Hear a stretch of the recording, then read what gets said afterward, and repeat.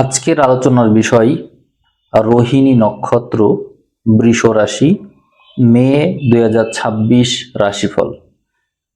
এই আলোচনায় আমি প্রথমে দেখব আপনাদের নক্ষত্র অধিপতি এবং রাশির অধিপতি কোথায়, রাজ্যকারী গ্রহ কোথায়, তারপরে বিভিন্ন বিষয় নিয়ে আলোচনা করব। প্রথমেই দেখতে পাই আপনাদের নক্ষত্র অধিপতি চন্দ্র মাসের যে একেবারে 1 তারিখ শুরুতেই 7ই নক্ষত্রে অবস্থান করছে, সেখান থেকে যাত্রা শুরু করবে। আর রাশির অধিপতি শুক্র এ হচ্ছে বৃষতেই অবস্থান করবে এই নক্ষত্রেই। এই জন্য মে মাসের শুরুটা আপনাদের জন্য অত্যন্ত ইতিবাচক হিসেবে শুরু হলো। এরপরে শুক্র যে নক্ষত্রে যাবে সেই নক্ষত্রগুলো আপনার জন্য শুভ ফল অবশ্যই প্রদান করবে। আমরা স্বাস্থ্যগত বিষয়ে শুভত্ব পেয়ে যাচ্ছি এবং সম্পদের বিষয়েও শুভত্ব পেয়ে যাচ্ছি, অর্থাৎ রোহিণী নক্ষত্রের সময় অত্যন্ত ভালো।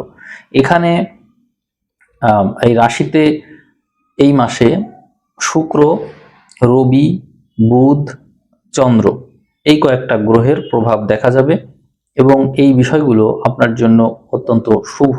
কারণ হচ্ছে আপনার যে নক্ষত্র আছে এখানে রোহিণী নক্ষত্র, এটি হচ্ছে আপনার জন্য সরাসরি জন্ম তারা, এবং দেখা যায় যে এখানে এর আগের যে তারাটা আছে সেটি হচ্ছে অতিমিত্র তারা এবং এর পরের তারা আর মৃগশিরা, এটা হচ্ছে সম্পদের তারা। যার জন্য এই যে গ্রহগুলো এখানে অবস্থান করছে এই মাসের মধ্যে, এইগুলো আপনার মিত্রতা বৃদ্ধি করবে এবং হচ্ছে সম্পদ সংক্রান্ত বিষয়ে সাফল্য নিয়ে আসবে। পুরো মাস জুড়ে আপনি এর প্রভাব পাবেন, তবে মাসের শেষ ভাগের দিকে আমরা রবিকে রোহিণী নক্ষত্রে দেখতে পাই, ফলে আপনার মধ্যে মেজাজ হারিয়ে ফেলা, মাথা গরম করার প্রবৃত্তি যুক্ত হবে। এই বিষয়ে একটু সচেতন থাকবেন, অর্থাৎ আপনি সাধারণত মাথা আপনি গরম করেন না, কিন্তু মাসের শেষ ভাগের দিকে এই ঘটনাটা ঘটতে দেখা যাবে। আর এই বিষয়টা ঘটবে হচ্ছে মূলত সংসারকে কেন্দ্র করে, অর্থাৎ ফ্যামিলি সংক্রান্ত কোনো বিষয় জড়িত থাকবে সাথে, এই কারণে মাথাটা গরম হবে আপনার। আর আমরা আপনার যে সম্পদের ঘর, এখানে শুরুতেই বৃহস্পতিকে পেয়ে যাই এবং পরবর্তীতে আরো শুভ গ্রহ যুক্ত হবে। শুক্রকেও দেখব, রাশির অধিপতি শুক্র, এবং পরবর্তীতে আমরা বুধকেও দেখতে পাবো এখানে। এর মানে হলো আপনার সম্পত্তির মাত্রা অবশ্যই বাড়বে এবং আপনার সঞ্চয় বাড়বে। মানুষের সাথে আপনার ব্যবহার অনেক বেশি উন্নত হবে এবং এই মাসে আপনি আপনার ব্যবহারের জন্য সুনাম অর্জন করবেন। মাসের শুরুর যে 10 দিন সময়, এই সময়ে অনেকেরই সময় ভালো যাবে না। কারণ হচ্ছে তাদের উপর শনি এবং মঙ্গলের যে যৌথ প্রভাব, তার যে কনফ্লিক্ট, তার একটা প্রভাব থাকছে। কিন্তু আপনি আপনার রাশিতে রাশির অধিপতিকে পেয়ে যাওয়ার কারণে শুভ ফল পাচ্ছেন, অর্থাৎ মাসের শুরুতে ওই প্রবলেমটা থাকছে না এবং শনি মঙ্গলের যৌথ প্রভাব একাদশে থাকার কারণে বিভিন্নভাবে আপনার আয় বৃদ্ধি পেতে দেখা যায়। এখানে আপনার রাশিতে চন্দ্র জন্ম সময়ে পজিশনে ছিল এবং ভালো একটা অবস্থান নিয়ে ছিল। এখানে চন্দ্র তুঙ্গি হয়, যার কারণে আপনার মধ্যে ক্রিয়েটিভ আইডিয়াটা ভালো আছে। আপনার দশম ঘরে রাহু থাকার কারণে সময়টা আপনার ভালো, একেবারে নেতিবাচক, অন্যদের মতো অতটা নেতিবাচক আপনার না। আপনি কর্মক্ষেত্রে অনেক বেশি ব্যস্ত থাকবেন, হয়তো কর্মক্ষেত্রে একটু আপনার যাতায়াতে সমস্যা হতে পারে, বা হচ্ছে বারবার যানবাহন পাল্টাতে হতে পারে, কর্মস্থান পরিবর্তন করতে হতে পারে, এগুলো হতে পারে, সম্ভব। কিন্তু তারপরেও আপনার যে ভেরিয়েশন, অর্থাৎ কর্মবৈচিত্র্য, এগুলো বেশি। আপনার যোগ্যতা বৃদ্ধি পাবে, আপনার বাক্যের যে ধরন, যে কোনো বিষয় উপস্থাপন করার যে দক্ষতা, এগুলো সবকিছু বাড়বে।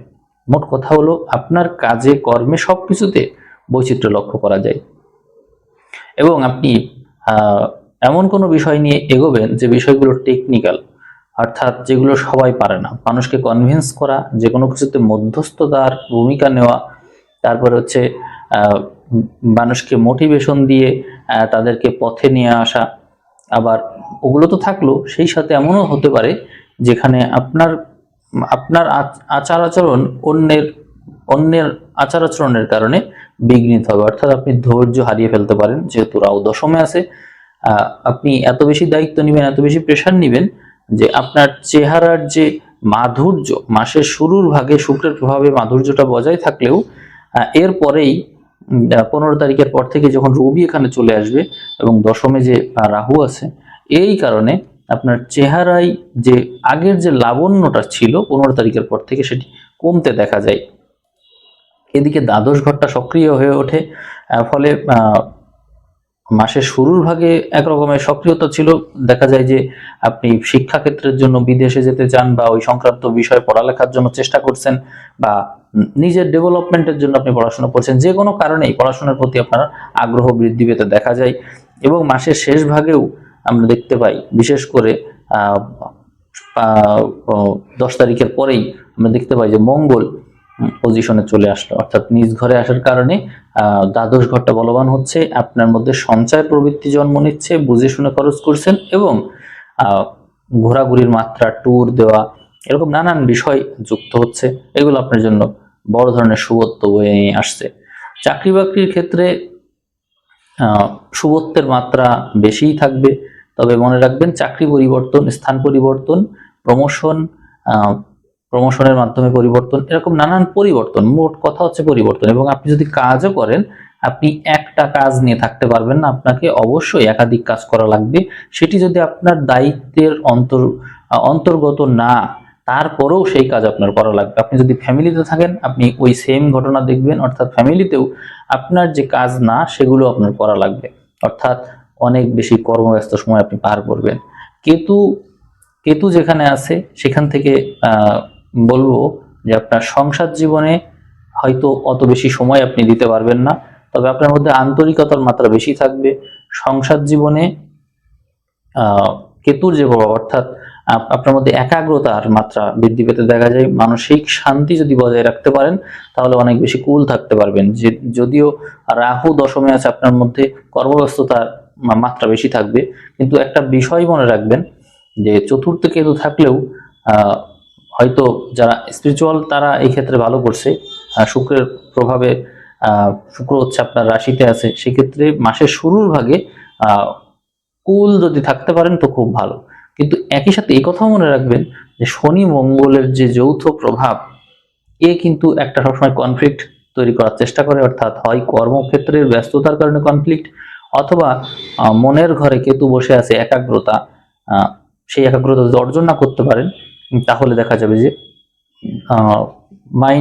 মাইন্ড বিক্ষিপ্ত হবে, অর্থাৎ দেখা যাবে কোন একটা বিষয় নিয়ে দ্বন্দ্ব, মনের দ্বন্দ্ব, অর্থাৎ যাদের হাতের যে শিরোরেখা হেডলাইন আছে, এই হেডলাইন যদি দুই ভাগে বিভক্ত থাকে, অর্থাৎ এর প্রান্ত দুই ভাগে বিভক্ত আছে, এরকম যদি হয় তাহলে এই প্রবলেমটা হতে পারে। আপনার যেহেতু চন্দ্রপ্রধান, আপনাদের হাতে অবশ্যই চন্দ্রক্ষেত্র ডেভেলপড এবং বুধের ক্ষেত্রটা ডেভেলপড হওয়ার কথা, কিন্তু আপনার যে হেডলাইন শিরোরেখা এটা যদি দ্বিধান্বিত থাকে, অর্থাৎ তো ভাগ হয়ে থাকে, দুই ভাগ থাকে বা একাধিক থাকে, সেই ক্ষেত্রে এই প্রবলেমটা দেখা যাবে। অর্থাৎ আপনি যে কোনো কিছুতে সিদ্ধান্ত নিতে পারবেন, অর্থাৎ চতুর্থের কেতু মানসিকভাবে আপনাকে বারবার ভাবাবে যে আমি এই সিদ্ধান্ত কি ঠিক নিলাম নাকি ভুল নিলাম, নাকি আরো ভাববো, অর্থাৎ বারবার চেঞ্জ করতে থাকবেন, বারবার ভাবতে থাকবেন, এই প্রবলেমটা হতে দেখা যায়। তবে এক্ষেত্রে যেহেতু দ্বিতীয় ঘরে শুভ গ্রহের অবস্থান থাকবে, আপনার আত্মীয় স্বজনের মধ্যে, প্রতিবেশীর মধ্যে বা আপনার সহযোগী এমন কেউ আছে যারা হচ্ছে আপনার জীবনে সম্পদের কারণ, অর্থাৎ সেটি হচ্ছে আত্মীয় স্বজন প্রতিবেশীর মধ্যেই থাকে, যারা হচ্ছে বিপদে আপদে এগিয়ে আসে, এরকম শ্রেণীর মানুষের পরামর্শ নিয়ে এগোতে পারেন আপনি। আমরা বিবাহ ক্ষেত্রে চলে যাব। এখানে যেহেতু দ্বিতীয় ঘরে 3টা শুভ গ্রহ দেখা যায়, অতএব এই সময় আপনার রিলেশন সংক্রান্ত বিষয়ে ডেভেলপমেন্ট নির্দেশ করে। যদি আপনি নিজে বিবাহিত হয়ে থাকেন তো হলেন, বিবাহের জন্য আমি মে মাসের শুরুর যে ভাগটা, শুরুর যে 15 দিন থাকছে, এই অংশকে আমি সাজেস্ট করছি। আর যদি বিবাহ নিজে করে থাকেন তাহলে আত্মীয় স্বজনের বিবাহে আপনি আমন্ত্রণ পাবেন বা সেখানে আপনার যাওয়া লাগবে, সেক্ষেত্রে আপনি অনেক বড় ভূমিকা পালন করবেন, এরকম নির্দেশনা রয়েছে। এগুলো ঘটবে, অর্থাৎ যে কোনো ভাবে আত্মীয়দের সাথে আপনার যোগাযোগ এই মাসে বাড়তে দেখা যায়। আপনার সম্পত্তির মাত্রা এই মাসে বাড়বে এবং সঞ্চয়ের মাত্রা বাড়বে। এদিকে বিদেশ গমন সম্পর্কে বলবো যে আপনাদের মধ্যে পুরো মাস জুড়েই বিদেশের প্রতি আগ্রহ রয়েছে। আপনারা যদি বিজনেস করেন তাহলে বিজনেসের ক্ষেত্রে দেখা যায় বিজনেসের অধিপতি এই দ্বাদশে বলবান, অতএব বৈদেশিক সূত্র থেকে অর্থ যোগের মাত্রা প্রবল এবং এই অর্থ দিয়ে আপনি আপনার নিজের সামর্থ্য বৃদ্ধি করতে পারেন, আবার হচ্ছে সেটাকে বিনিয়োগ করতে পারেন, কিছু কিনে রাখতে পারেন, কাউকে দান করতে পারেন, এরকম হতে পারে। কিন্তু এগুলো হওয়ার সম্ভাবনাটা অনেক অনেক বেশি। আপনি ব্যবসায়ের সাথে থাকলে অবশ্যই বৈদেশিক কোনো সূত্রের সাথে যুক্ত থাকুন, দেখবেন লাভবান হবেন। আর চাকরি বাকরিটাও এই সংক্রান্তই, অর্থাৎ যারা চাকরি বাকরি করতে চান তারা বৈদেশিক সূত্রের সাথে কানেক্টেড হলে ভালো করবেন। এদিকে মাসের যে 10 তারিখ পর্যন্ত সময়, এই সময়ে শনি মঙ্গলের কানেকশনের কারণে আপনাদের মধ্যে যে কোনো কিছু মেরামত করার যে বিষয় থাকছে সেই সংক্রান্ত কাজে আপনার উন্নতি দেখায়, ক্রিয়েটিভ কাজে উন্নতি দেখায়, ডিজাইন বা হচ্ছে এমন কোনো বিষয় যেগুলো এডিট করা লাগে, ফ্রিল্যান্সিং তো রয়েছে, এই সংক্রান্ত কাজে আপনার উন্নতি আছে। তবে এটা মাসের 10 তারিখের পর থেকে এই জিনিসটা চেঞ্জ হয়ে যাবে। তো আপনার মধ্যে এপ্রিল মাসের দিকে এই ভাবনাটা বেশি থাকবে, এই সংক্রান্ত বিষয় বেশি চিন্তা করবেন, কিন্তু যখনই মে মাসের 10 তারিখ পার হয়ে যাবে তখন এই বিষয়গুলো কম গুরুত্বপূর্ণ হয়ে পড়বে। তো সেটি নিয়ে করার মানে অত দুশ্চিন্তা করার কিছু নেই। জাস্ট আমি বললাম যে আপনার যেহেতু একাধিক কর্ম এবং একাধিক কর্মের সাথে আপনি যুক্ত থাকবেন, যে কোনোভাবে হয়ে যাবে এটা, সেই ক্ষেত্রে এই এডিটিং সংক্রান্ত বিষয়টা একটু পিছনে পড়ে যেতে পারে, বা যে কোনো ডিজাইন সংক্রান্ত বিষয় যা ছিল এগুলো একটু পিছনে পড়ে যেতে পারে। অবশ্যই দশা মুখ্য, কোন দশায় আছেন আপনি সেটি অবশ্যই মুখ্য। তো এখন আপনি যদি বলেন যে না আমি কোনো কর্মই পাচ্ছি না, সেক্ষেত্রে বলবো যে আপনি নিজে ক্রিয়েট করুন কর্ম, যে এই কাজটা আমি করতে চাই, শুরু করতে করতে হয়ে যাবে। আর আরেকটা বিষয় হলো, যারা একটা কর্মে আছেন তারা কর্মকে আরেকমুখী করার চেষ্টা করেন, একাধিক কর্মের সাথে যুক্ত হন, এটা আপনাদের জন্য ভালো হবে। রাহু দশমে থাকলে কর্মক্ষেত্র একাধিক না হলে ঝামেলা হয়।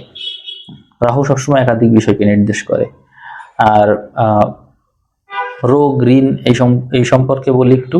আপনাদের মধ্যে যদি কোনো রোগ ব্যাধির প্রবণতা থাকে তো সেটি হবে হচ্ছে মস্তিষ্ক সংক্রান্ত বিষয়, বা হচ্ছে হাড় সংক্রান্ত, রক্ত সংক্রান্ত, এই বিষয়টা হওয়ার সম্ভাবনা বেশি, কারণ শনির দৃষ্টি আপনার রাশিতে আছেই। আপনার মধ্যে এই সময়ে মানে আপনি যে অনেক বেশি হাসি খুশি, অনেক হাসতে পছন্দ করেন, সেই জিনিসটা কমবে। যদিও মাসের শুরুর দিকে ভালো থাকবে, কিন্তু 15 তারিখের পর থেকে এই জিনিসটা একটু কমতে দেখা যায়। আপনার মধ্যে গাম্ভীর্যের মাত্রা বাড়বে, রবি আপনার রাশিতে প্রবেশ করবে এই জন্য। আর শনির দৃষ্টি তো আছে, এই জন্য শনি রবির একটা কনফ্লিক্টের কারণে মাথা গরম হওয়া, যাদের প্রেশারের সমস্যা আছে তাদেরকে বলবো প্রেশার হতে পারে, জ্বর হতে পারে, এগুলো সম্ভাবনা অনেক বেশি। আপনারা সবুজ রঙের ড্রেস ব্যবহার করতে পারেন, তারপরে হচ্ছে এই ফিরোজা রংটা ব্যবহার করতে পারেন, সাদা রং ব্যবহার করতে পারেন। এই রংগুলো ভালো, এগুলো রাতের জন্য ভালো, দিনের জন্য ভালো। যারা হাই প্রেশার সংক্রান্ত সমস্যায় ভুগতে পারেন, মনে হচ্ছে আপনার যে আমি যেটা বললাম, সেক্ষেত্রে আপনারা ফিরোজা পাথর ব্যবহার করতে পারেন, মুক্তা পাথরও ব্যবহার করতে পারেন, পান্নাও ব্যবহার করতে পারেন। এগুলো কুল রাখে, মেজাজকে কুল রাখে, এটা করতে পারেন। তো আমি শেষ করে দিচ্ছি ভিডিও, একটা বাণী উচ্চারণ করে শেষ করে দিই। এখানে 51 নম্বর উক্তি জ্ঞানবাণী বই থেকে, যে কর্ম নিজেকে মুখোশমুক্ত করে তাই শুভকর্ম। অর্থাৎ আমরা শুভকর্ম বলতে যে কর্মকে বুঝি, তার চাইতেও ডেভেলপড উক্তি হলো যে কর্ম মুখোশ মুক্ত করে নিজেকে।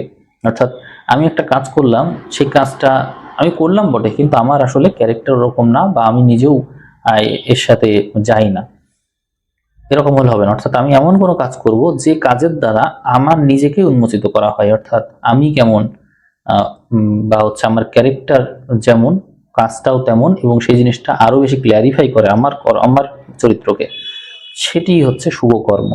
এটাই বলতে চাওয়া হয়েছে।